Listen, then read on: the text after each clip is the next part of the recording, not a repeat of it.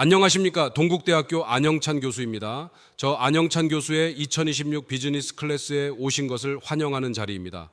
이번 특강 주제는 카토 산교의 권한 위임을 통한 현장 중시 영업력입니다. 강의는 총 52강으로 구성될 예정입니다.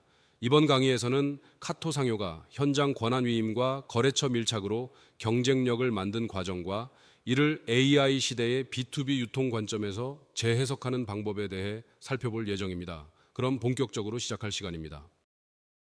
이번 사례의 주인공은 일본의 식품 도매기업 카토 상요입니다. 핵심 경쟁력은 권한 위임을 통한 현장 중시 영업력입니다. 2026년의 관점에서는 AI와 B2B 유통, 현장 권한 위임, 고객사 성장 지원을 결합하는 방향으로 재해석할 수 있는 사례입니다. 핵심 메시지는 AI가 거래처 정보를 정리하고 사람은 고객사의 성공을 위해 판단한다는 역할 분담입니다. 일반적으로 도매상은 물건을 옮기고 중간 마진을 남기는 사업자로 이해되기 쉬운 존재입니다. 그러나 카토 상요는 소매점에 상품을 공급하는 데서 끝나지 않고 매대의 성공까지 함께 책임지는 파트너를 지향한 기업입니다. 특히 현장 영업 담당자에게 판단 권한을 주어 거래처 요구에 빠르게 대응함으로써 신뢰의 속도를 높이는 방식입니다. 중간 유통이 사라지지 않고 오히려 강해진 이유를 보여주는 중요한 출발점입니다. 카토 상교는 1877년에 창업한 효고현 니시노미야 기반의 식품 도매 대기업입니다. 2025년 9월기 영업수익은 1조 2142억 엔으로 3.8% 증가했고 영업이익은 181.8억 엔으로 7.9% 성장한 실적입니다. 연결 종업원은 4,099명이며 자체 브랜드인 캄피 등 제조 기능도 보유한 기업입니다. 단순 도매상을 넘어 메이커와 소매를 연결하는 정보와 물류, 금융의 결절점 역할을 수행하는 기업입니다. 산업의 역사를 보면 1990년대 이후 중간 유통을 배제해야 한다는 이른바 도마의 무용론이 반복적으로 제기된 상황입니다. 그러나 살아남은 도매 기업들은 단순 배송에서 벗어나 물류와 정보, 소매 지원 기능을 강화하며 진화한 기업들입니다. 식품 도매 산업 역시 대형 기업 중심으로 재편된 가운데 카토 상요는 관서 지역의 기반과 현장 권한 위임 영업을 결합해 독자적인 위치를 확보한 기업입니다. 카토 상교의 경영 유전자는 현장이 결정할 수 있어야 신뢰가 쌓인다는 원칙입니다. 본사 결제를 기다리는 동안 영업 기회를 놓칠 수 있다는 문제의식에서 출발한 구조입니다. 그래서 거래처와 가장 가까운 현장에 판단 권한을 부여하고 고객 친화적인 영업력을 성장 엔진으로 활용한 방식입니다.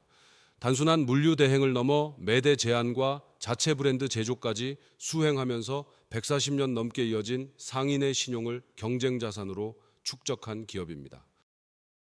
이러한 철학은 영업 담당자가 거래처의 요청에 그 자리에서 답을 주는 모습에서 잘 드러나는 방식입니다.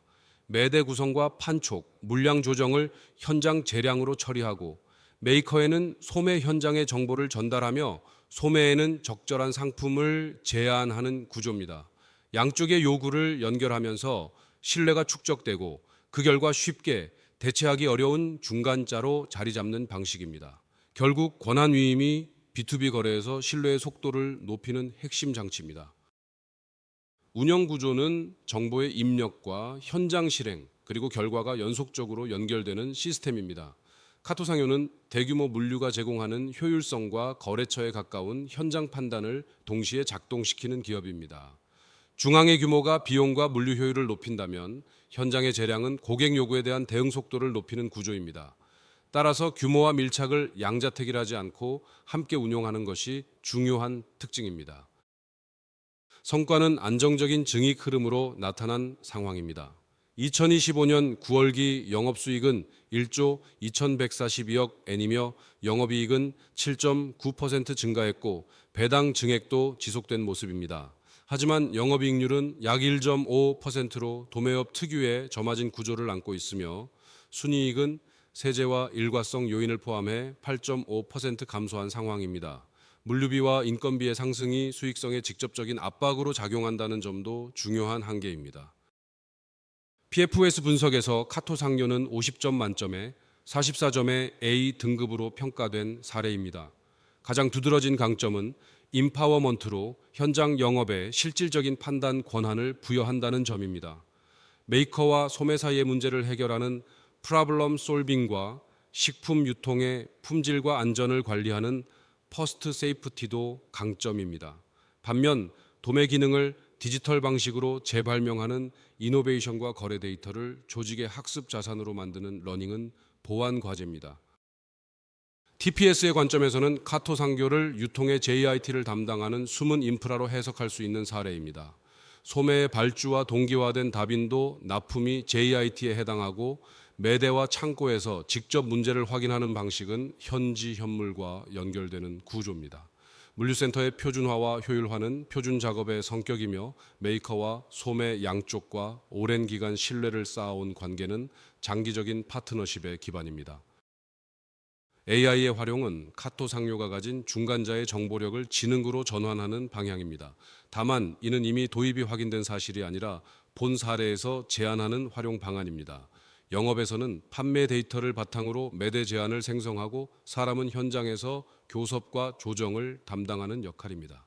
운영에서는 수요 예측과 재고 최적화로 결품과 과잉을 줄이고 조직 학습에서는 성공적인 제안 패턴을 공유하되 거래처에 맞춘 최종 적용은 사람이 판단하는 구조입니다. 결국 변화의 방향은 정보의 통로에서 지능의 허브로 이동하는 것입니다.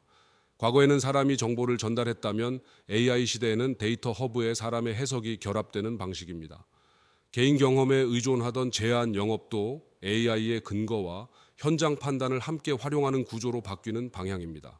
물류와 금융 중심의 가치에 데이터와 지능 기능을 추가하되 현장이 결정한다는 신뢰의 속도는 변하지 말아야 할 원칙입니다. 한국 기업으로 확장하면 식자재 유통과 B2B 도말, 대리점 체제 기업, 농수산 유통의 적용 가능성이 높은 모델입니다.